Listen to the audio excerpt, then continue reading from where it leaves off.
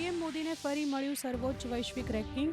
Britain, America, Europe અને એશિયાના પ્રમુખ નેતાઓ પણ પીએમ મોદીથી પાછળ। Morning consultant global leader approval ટ્રેકરમાં ટોચ ઉપર પીએમ મોદીનું નામ।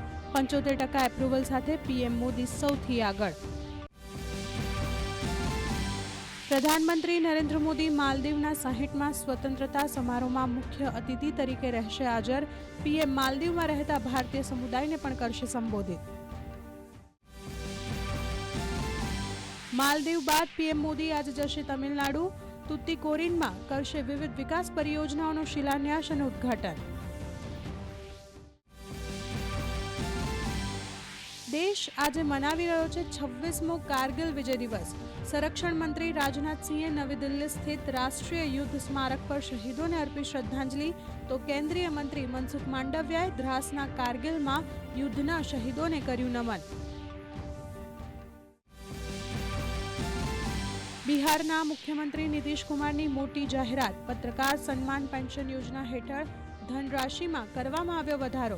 પત્રકારોને દર મહિને 6,000ની જગ્યાએ 15,000 પેન્શન આપવાનો રાજ્ય સરકારનો નિર્ણય।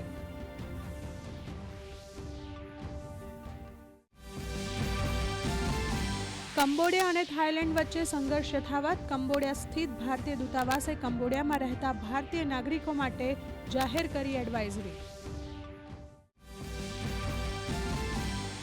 ગુજરાતના એકમાત્ર હિલ સ્ટેશન પર જામશે ઉમંગનો ઉત્સવ। આજથી સાપુતારામાં મોન્સૂન ફેસ્ટિવલ 2025ની શરૂઆત।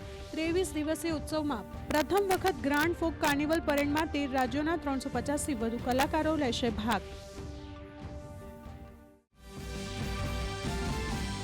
રાજ્યમાં સૌરાષ્ટ્ર તથા મધ્ય અને દક્ષિણ ગુજરાતમાં ભારે વરસાદની આગાહી। ગત 24 કલાકમાં 71 તાલુકામાં નોંધાયો વરસાદ।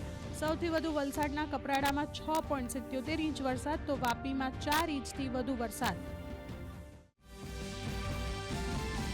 મહિલા ચેસ વિશ્વકપમાં પહેલા તબક્કામાં આજે દિવ્યા દેશમુખ અને કોનેરુ હમ્પી રહેશે સામસામે। પ્રથમવાર ફાઇનલમાં બે ભારતીયો એકબીજાને આપશે ટક્કર।